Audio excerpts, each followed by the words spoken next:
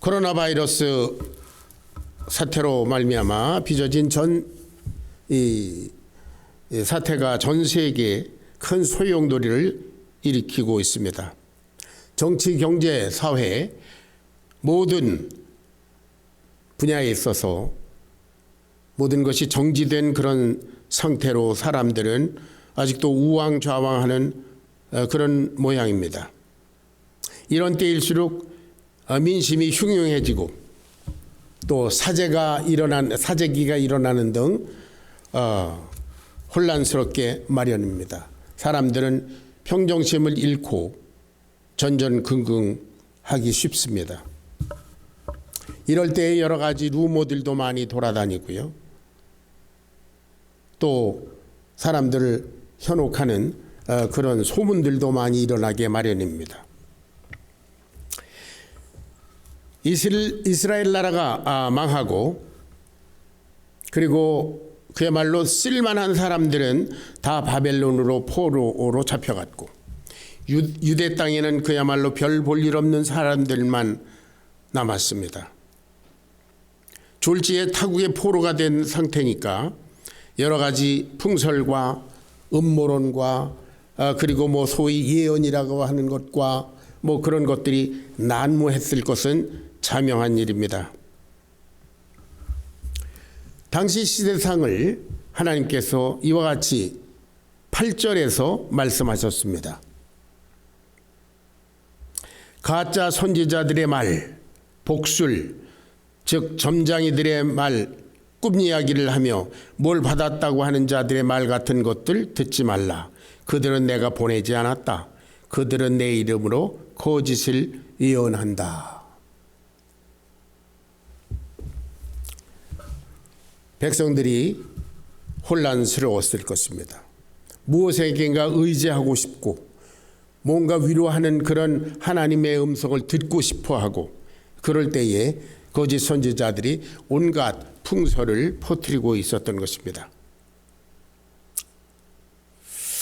이스라엘이 바벨론에 의해서 완전히 멸망하고 그리고 백성들이 포로가 되어서 노예가 될 그 당시에 진리가 말할 수 없이 훼손되었습니다. 거짓 진리가 판을 치고 있었습니다. 예레미야 선지자는 5장 30절 31절에서 이와 같이 당시의 상황을 얘기합니다. 다 같이 예레미야 5장 30절 31절을 같이 봉독하겠습니다. 시작. 이 땅에 무섭고 놀라운 일이 있도다.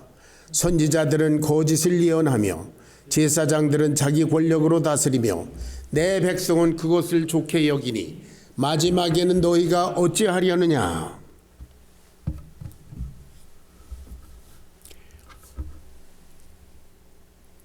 이스라엘이 바벨론으로 끌려가기 전에 영적인 형편을 이와 같이 예레미야를 통해서 말씀하셨습니다. 하나님이 놀랄 정도로 하나님의 백성들이 타락했던 것입니다. 하나님 보시기에 기괴하고 놀라운 일, 말도 안 되는 일이 있다는 얘기입니다. 선지자들은 거짓을 예언합니다. 선지자들은 하나님의 말씀을 대언하는 자들인데 하나님의 말씀이 아니라 자기 생각, 자기가 꿈꾼 것, 자기가 하고 싶은 얘기, 그런 거짓을 예언한다고 그랬습니다. 제사장들은 백성을 대표해서 하나님께 예배드린 자들입니다. 그들은 율법에 있는 대로 율법의 권위를 가지고 제사장의 직분을 행사했어야 합니다. 그런데 자기 권력으로 다스렸다고 했습니다. 제사장이 무슨 큰 권세가 있는 것처럼 그러했던 것입니다. 그런데 이와 같은 말도 안 되는 그런 영적인 그런 분위기를 이스라엘 백성들은 하나님의 백성들이면서 그것을 좋게 여겼다. 그래서 하나님 말씀하십니다. 너희가 결국에는 어찌하려느냐. 탄식적으로 말씀했는데 결국에는 이스라엘 나라가 망하고 그리고 포로가 됐습니다. 이스라엘은 바벨론으로 끌려가서 노예 생활을 하고 예루살렘 성전은 다 파괴되고 예루살렘 성도 파괴되고 성전에 있던 그런 귀한 하나님을 섬기는 그런 성물들은 다 전리품으로 바벨론에 가져가서 우상의 신전의 제물이 되어버렸습니다. 거룩하신 하나님께서 말할 수 없는 모욕을 당하는 이런 상황이 누구 때문인가? 하나님을 믿는다고 하는 이스라엘 백성들 때문입니다. 그때에 정말 모든 소망이 끊어진 것 같은 저주스러운 형편에 하나님께서 오늘 본문 말씀을 주셨습니다. 나 여호와가 말하노라. 여러분, 여호와의 말씀은 창조주의 말씀입니다. 빛이 있으라 하매 그대로 되는 생명과 능력의 말씀입니다. 그러므로 여호와의 말씀은 진리이며 절대적으로 이루어지는 그런 능력이 있습니다. 하나님께서는 지금부터 2000년 전 예수님을 통해서 하나님의 말씀의 절대성을 부활로 증명하셨습니다. 예수님께서는 십자가에 달리시기 이전에 여러 번에 걸쳐서 내가 이제 죽고 3일째에 부활하리라 말씀하시더니 말씀 그대로 3일 만에 부활하셨습니다. 하나님의 말씀은 능력 있는 진리의 말씀인 줄로 믿습니다. 자, 그러면 하나님의 백성이 왜 고난을 받아야 하는가 생각해 보겠습니다. 우선 자기의 죄 때문에 고난을 받습니다. 아담이 그랬고 하와가 그렇습니다. 구약 성경에 등장하는 모든 죄인들이 다 그렇습니다. 다윗도 자기 죄 때문에 고난을 받았습니다. 사울도 그랬습니다. 이스라엘 백성들도 죄에 빠질 때마다 고난을 받았습니다. 그런가 하면 자기의 죄와 상관없이 하나님께서 훈련하시기 위해서 고난을 주시는 경우도 있습니다. 대표적으로 욥이라고 하는 그 신앙인이 그렇습니다. 또 창세기의 요셉이 그렇습니다. 요셉은 하나님 중심으로 사는 그런 사람인데도 불구하고 자기 의사와 전혀 상관없이 인간으로서는 감당할 수 없는 참혹한 지경에까지 이르는 그런 고난을 받았습니다. 하나님께서 그를 성숙한 사람으로 훈련시키시기 위해서이고 또한 그를 통해서 하나님의 역사 섭리를 이루시기 위한 그런 이유 때문이었습니다. 자, 지금 이스라엘은 왜 고난을 받고 있습니까? 그들은 하나님의 말씀을 버리고 우상 숭배에 빠져서 하나님을 배신했기 때문에 그렇습니다. 율법은 곧 하나님과의 약속입니다. 그런데 이 약속을 어긴 죄 때문입니다. 자, 우리들도 이 죄악 세상 가운데 살면서 크건 작건 여러 가지 고난을 경험하면서 여기까지 왔습니다. 우리 각자가 당하는 고난은 이미 말씀드린 대로 우리의 죄 때문에 그렇게 받는 고난이 있습니다. 또한 하나님께서 저와 여러분을 더욱 성숙해 하기 위해서 그런 고난을 주실 수도 있습니다. 또한 하나님께서 우리 각자를 통해서 당신의 역사 섭리를 이루시기 위해서 그런 고난을 주실 수도 있습니다. 그러나 이 고난의 정도는 여러분의 신앙 정도에 따라서 다 다릅니다. 하나님께서는 우리를 사랑하시는 분이시기 때문에 저와 여러분이 감당할 수 없는 그런 시험, 그런 고난을 주시지 않는 줄로 믿으시기 바랍니다. 예. 자, 이스라엘이 당하고 있는 이 고난에 대해서 하나님이 뭐라고 말씀하시는지 세 가지로 찾아봅니다. 나 여호와가 말하노라. 10절을 보겠습니다. 나 여호와가 이같이 말하노라. 바벨론에서 70년이 차면 내가 너희를 권고하고 나의 선한 말을 너희에게 실행하여 너희를 이곳으로 돌아오게 하리라. 고난은 기간이 정해져 있습니다. 바벨론에서 70년이 차면 내가 너희를 권고하고, 그 말은 너희를 생각하고 그런 뜻입니다. 하나님께서 애굽에서 종로로 타는 그런 이스라엘의 그 인내의 한계를 아셨습니다. 그래서 하나님께서 이스라엘을 권고하셨다, 생각하셨다, 그렇게 성경은 기록해 하고 있습니다. 또 노아의 방주, 노아가 방주에서 참 얼마나 힘들고 어렵게 그 방주에 갇힌 그런 생활을 했겠습니까?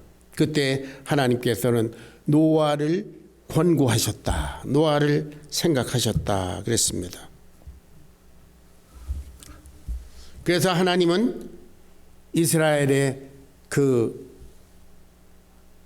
애굽의 생활을 400년으로 한계를 정하셨던 것입니다.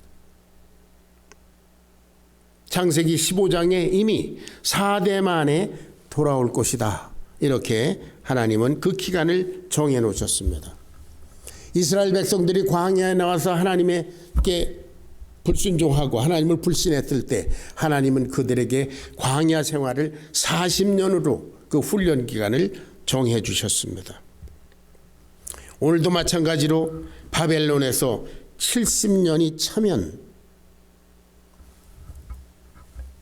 그렇게 기간을 정해 주셨습니다.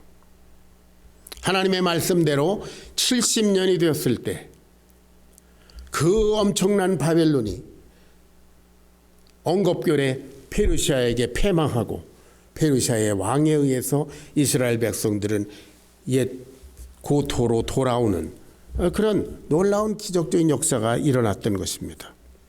여러분, 하나님께서 정하신 것, 그 기간은 우리가 기도한다고 해서 단축되지 않습니다. 우리가 기도하면 하나님께서 조금 이것을 줄여주시지 않을까, 그런 기대가 있다면 여러분 일찌감치 포기하세요. 하나님이 정하신 시간은 절대적으로 지키십니다. 더하거나 빼시지 않습니다. 저와 여러분에게 각자의 우리의 인생의 기한이 있습니다.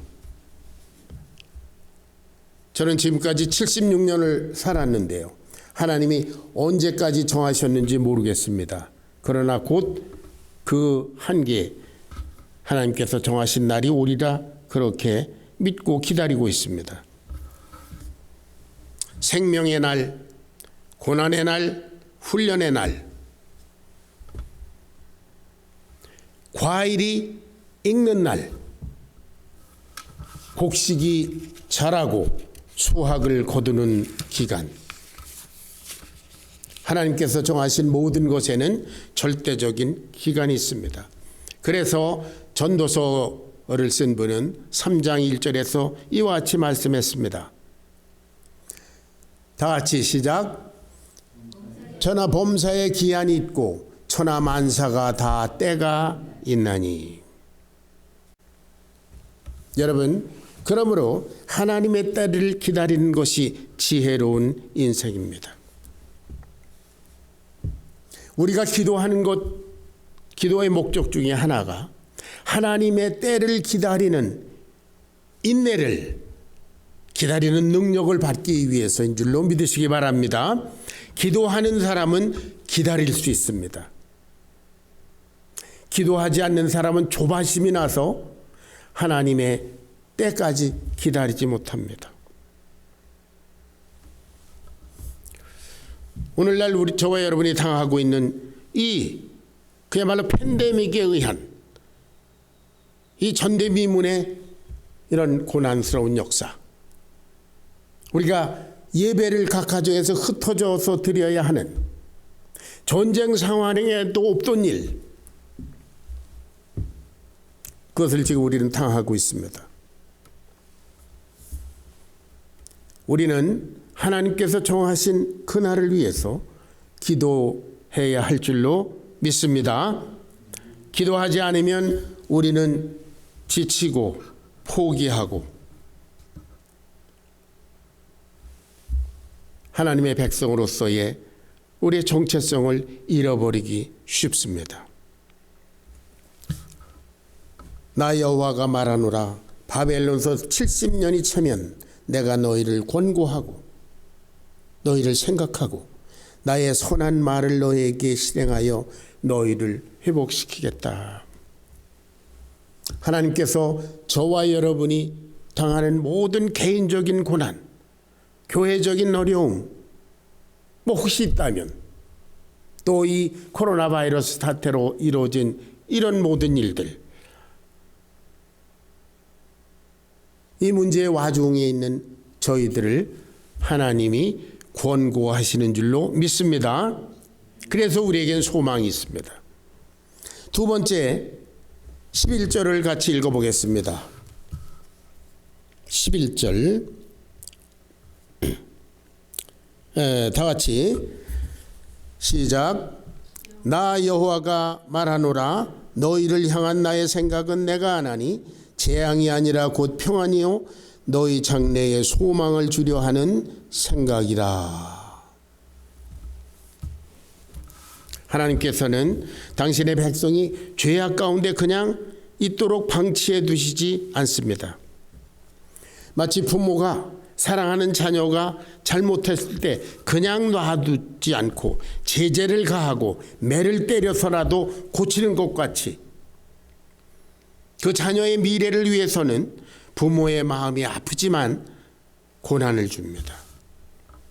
여러분, 만약 하나님께서 이스라엘 백성들이 이렇게 형편없는 그런 영적 상태에서 그야말로 선지자들은 거짓을 말하고 제사장은 자기 권력으로 마음대로 휘두르고 백성들은 그것을 다 좋게 여기는 하나님이 무시되는 율법이 무용지물이 되는 그러한 상태를 하나님께서 놔두셨다면 그것은 하나님께서 이스라엘을 사랑하시지 않는 것입니다. 결국 이스라엘은 마귀의 종이 되고 하나님의 원수가 되고 말기 때문입니다. 그런데 이들은 하나님께서 주시는 엄청난 고난 때문에 바빌론의 포로 생활을 하면서 이 참혹한 형편에서 이들은 비로소 하나님의 백성으로서의 회개 운동이 일어납니다. 하나님의 말씀인 율법에 대해서 자기들이 얼마나 부족했고 우상 숭배가 얼마나 엄청난 죄악인지 뼛속 깊이 깨닫는 계기가 됐습니다. 우리가 이렇게 참혹한 고난에 처한 것은 우리가 하나님을 버리고 우상을 숭배했기 때문이다. 그렇게 회개하게 되었습니다. 여러분, 율법을 귀하게 여길 때, 다시 말해서 하나님의 말씀을 깨달을 때 자기의 죄가 적나라하게 보이게 마련입니다. 그래서 로마서 3장 20절에 말하기를 율법으로는 죄를 깨달음이니라 그랬습니다. 저와 여러분도 하나님의 말씀에 우리가 깊이 이렇게 공부하고 기도하고 이렇게 하지 않으면 내 죄가 어떤지 모릅니다. 다른 사람도 다 이렇게 사는데 나만 그런가? 그러나 우리가 하나님의 말씀을 깊이 묵상하고 이 말씀 속에 우리 자신이 들어가 보면 내가 얼마나 악한 죄인인가, 하나님을 얼마나 슬프게 하는 존재인가, 그렇게 깨닫게 됩니다. 아직도 여러분 가운데서 내가 무슨 죄이냐? 나는 죄인이 아니다, 이러는 사람이 혹시 있다면 그분은 아직도 하나님의 말씀에 창념하지 않아서 그렇습니다. 자, 이스라엘 백성들이 바벨론에서 그야말로 하나님의 말씀을 회복하고 그리고 하나님의 백성으로서의 정체성을 회복했을 때 그야말로 그들에게는 가시적인, 최소한 눈으로 보이는 우상 숭배는 그때로부터 사라졌다고 합니다. 그런데 말입니다, 인간의 죄성은 참으로 끈질긴 것이어서 포로 생활에서 돌아온 후에 우상을 가시적으로 만들어 놓고 섬기고 그런 거는 안 했지만, 그런데 그들의 심령 속에 있는 우상은 또 자라고 있었습니다. 요한복음 2장에 예수님께서 지금부터 2000년 전 예루살렘 성전을 방문하셨을 때, 그때 이스라엘의 형편은 예수님을 엄청나게 화나게 하셨습니다. 분노하게 하셨습니다. 해드렸습니다. 그래서 성전을 청소했습니다. 너희가 이걸 헐어버려라. 이건 성전이 아니다. 그렇게 말씀하신 이후에 불과 40여 년 만에 로마 군대에 의해서 그 성전은 예수님 말씀하신 대로 완전히 허물어져 버렸습니다. 왜 그렇습니까? 예배답지 않은 예배를 끊어버리셨습니다. 차라리 그런 위선적인 예배는 드리지 마라.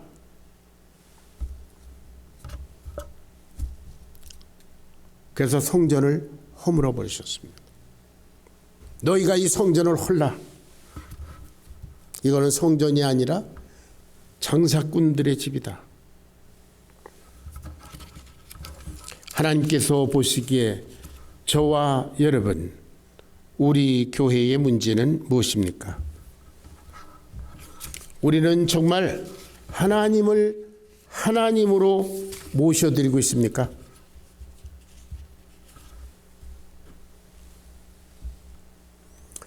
예수님을 그렇게 분노하게 해드렸던 그 예루살렘 성전, 그것은 성전의 주인이신 예수님은 정작 몰라보고 하나님의 영광은 실종되고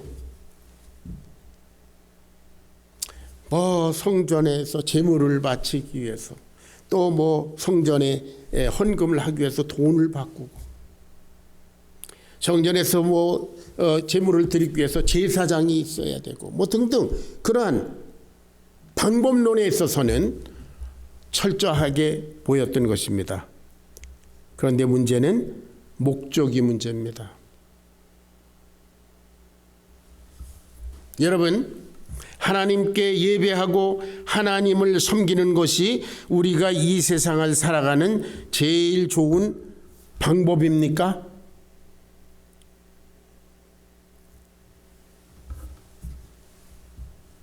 아니면 하나님을 예배하는 것이 우리 인생의 목적입니까?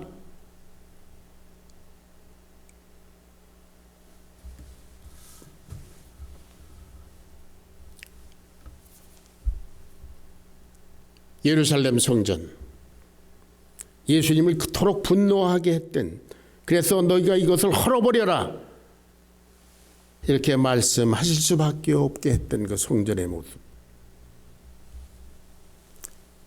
목적은 실종되고 방법만 난무했던 것입니다. 오늘날의 교회가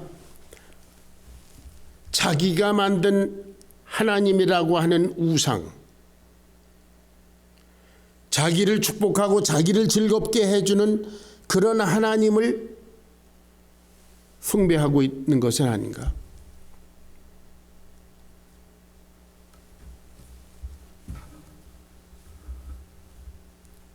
과연 우리는 천지 우주 만물을 창조하시고 지금 이 시간에도 절대적인 주권적으로 이 천지 우주 만물을 다스리고 저와 여러분의 생사화복을 주장하시는 그 하나님을 우리는 예배하고 있는가? 오늘날 우리들은 하나님의 말씀에 절대적으로 순종하는가, 아니면 부분적으로 순종해 드리고 있는가?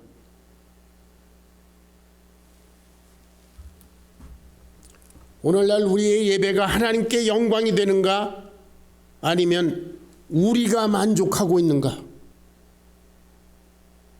우리가 드리는 찬양 정말 하나님께서 기뻐 받으시나, 아니면 우리의 기분과 감정이 앞되는가?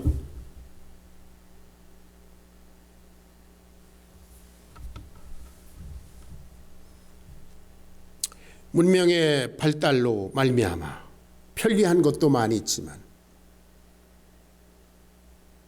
이제는 여러분들이 성경을 가지고 찬송가를 가지고 교회에 오지 않지 않습니까? 예배 올 때 빈손으로 오지 않습니까? 다 비춰주고 다 말해주고 다 보여주고 그저 몸만 왔다가 가면 그만인 예배는 아닌가?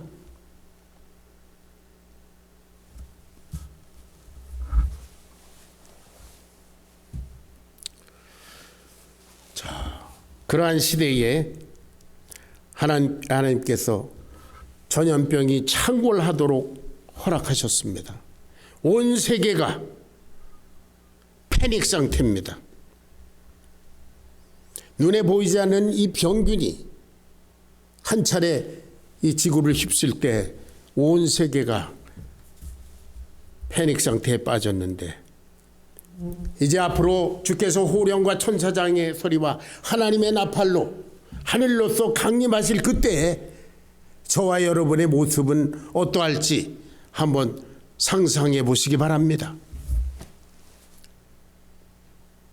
그때 하나님 왜 이제 오십니까? 주님 그렇게 맞아들일 것인지, 주님 왜 벌써 오십니까? 당황하면서 맞아들일 것인지, 다시 말씀드리면 기쁨의 극치로 주님을 환영할 것인지, 아니면 패닉 상태에서 주님의 재림을 맞이할 것인지. 오늘 저와 여러분의 신앙 생활의 자세가 그날 어떻게 할 것을 결정한다고 하는 사실을 생각해 볼 때, 오늘 저와 여러분이 드리는 예배가 얼마나 귀중한 것이며 얼마나 진실해야 하며 얼마나 결사적이어야 하는가, 저 자신에게 그리고 여러분에게 도전을 던지는 바입니다.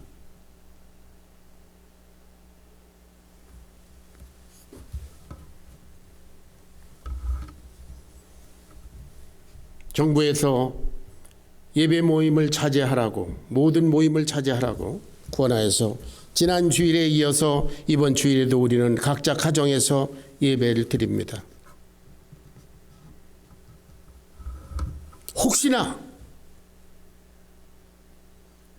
교회당에서 드리는 예배가 예배답지 못하기 때문에 이런 사태를 통해서 막으시는 건 아닌가?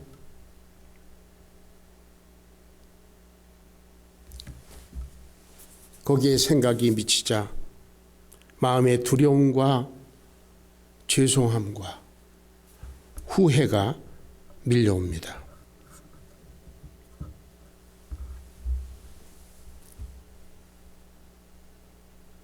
그러나 여러분, 우리가 당하는 모든 고난에는 의미가 있습니다. 11절을 다시 봉독합니다.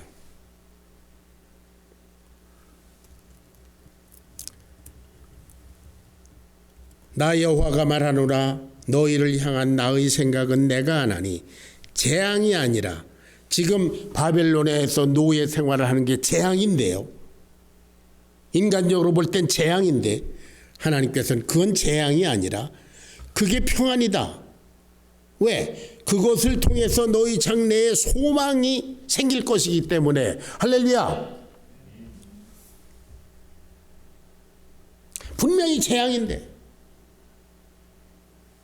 하나님은 그건 재앙이 아니야. 그것을 통해서 너희의 그 불신과 이 더러운 것과 영적으로 나태한 것과 하나님을 배반했던 그것 다 씻어버리고, 그리고 하나님 앞에 정결한 신부로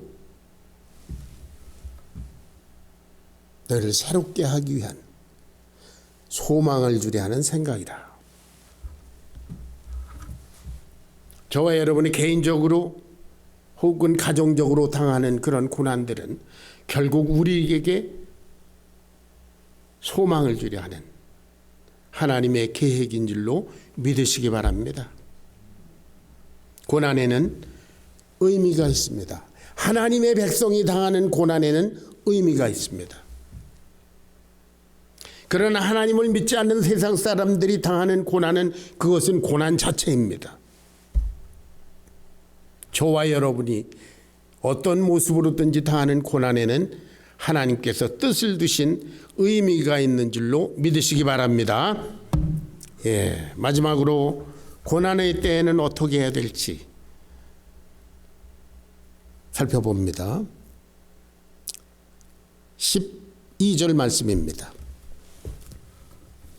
다 같이 12절 말씀을 봉독합니다.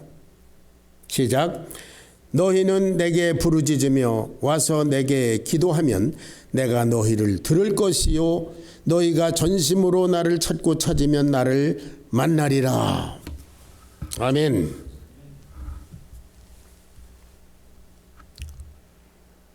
고난의 때에는 하나님의 백성들은 기도할 수 있습니다. 기도해야 합니다. 진정한 기도는 무엇입니까?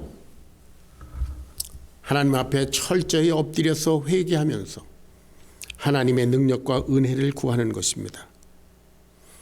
기도를 통해서 나의 소원을 이루는 것이 아니라 하나님의 뜻을 발견하고 순종해 드리는 그런 능력을 받는 것입니다.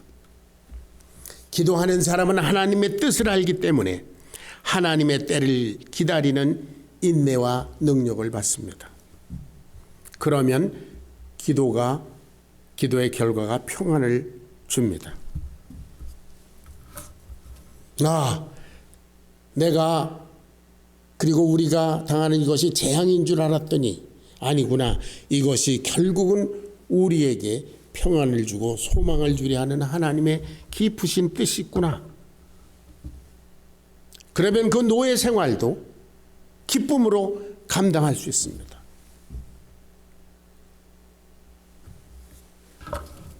그리고 하나님은 14절에 이와 같이 말씀하십니다. 다 같이 시작. 나 여호와가 말하노라. 내가 너희에게 만나지겠고 너희를 포로된 중에서 다시 돌아오게 하되 내가 쫓아보내었던 열방과 모든 곳에서 모아 사로잡혀 떠나게 하던 본 곳으로 돌아오게 하리라. 여호와의 말이니라. 하나님은 결국은 하나님의 백성을 회복시키십니다. 여호와 하나님의 말씀입니다. 이 원리를 아는 사람들은, 기도하는 사람들은 그래서 언제나 소망이 있습니다.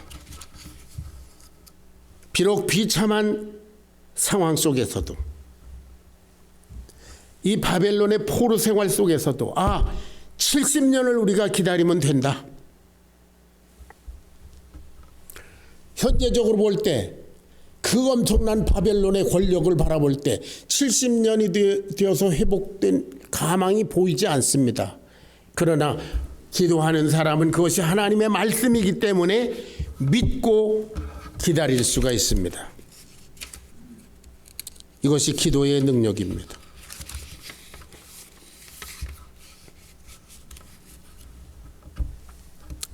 지금부터 4년 반 전의 일입니다.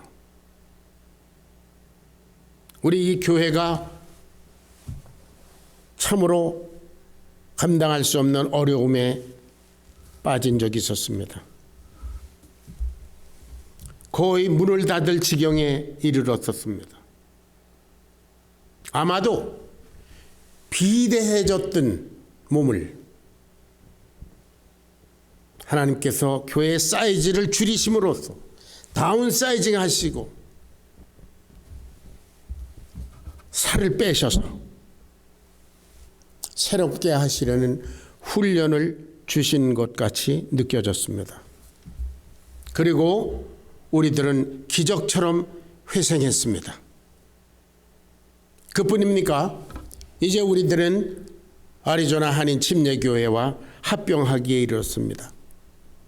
많은 교회들이 분파와 분열로 인해서 세상에 지탄을 받고 있을 때 우리는 그 반대로 연합하며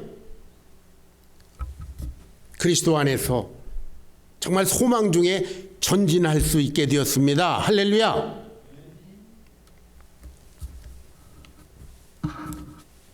여러분, 그리스도인 하나님의 백성들이 당하는 고난에는 반드시 의미가 있고, 그리고 그 의미를 성취하시기 위해서 하나님은 결국은 회복시키시는 분이십니다. 그러므로 하나님의 백성으로서 이스라엘이 그래했던 것처럼 오늘 우리들이 결사적으로 배격해야 될 그런 도전들이 있습니다. 그것은 요한복음 2장 그 타락한 성전에서 나타난 세 가지 모습입니다. 형식주의, 인본주의, 물질주의입니다. 형식주의는 위선자들의 예배입니다. 인본주의는 인간이 영광을 받고 하나님은 무시되는 예배입니다. 물질주의는 그 자체가 미신입니다. 사랑하는 여러분,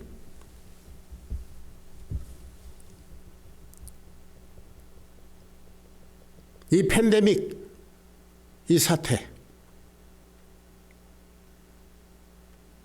어이없이 교회의 공적 예배의 문을 닫아야 하는 이러한 사태, 저와 여러분이 혹시 이 코로나 바이러스에 감염될까, 우리 자녀들이 그렇게 될까 전전긍긍하는 이러한 사태, 이 또한 하나님께서 우리들에게 허락하신 고난인 줄로 믿습니다.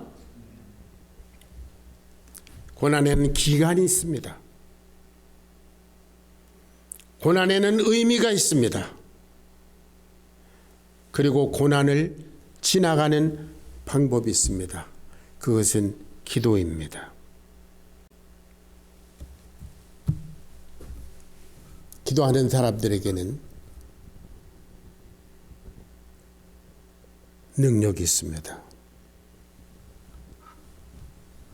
우리 주 예수님은 참혹하게 죽으시고 그리고 부활로 승리하신 분입니다. 그러므로 우리들은 그리스도 안에서 부활의 생명력으로 무슨 일을 만나든지 승리할 줄로 믿습니다. 바울은 난파선 속에서 거기서도 평안을 느꼈습니다. 그래서 다른 사람들을 위로할 수 있었습니다. 환난과 핍박 가운데서도 주님의 저 제자들은 평안이 있었습니다. 복음을 전하다가 채찍으로 맞고 고난을 당하면서도 우리가 주님을 위해서 이런 고난을 받다니 영광스럽다. 그야말로 아이러니컬한 그런 기쁨과 평안이 있었습니다. 죽음을 목전에 둔 상황에서도 내가 선한 싸움을 싸우고 달려갈 길을 마치고 믿음을 지켰으니 이제 이후로는 의의 면류관이 날 기다리고 있구나 라고 하는 찬양을 드릴 수가 있었습니다. 수당한 고난과 어려움 가운데서도 내가 가난에 처할 수도 있고 부에 처할 수도 있고 내게 능력 주시는 자에서 내가 모든 환경을 감당할 수 있노라. 평안을 누렸습니다.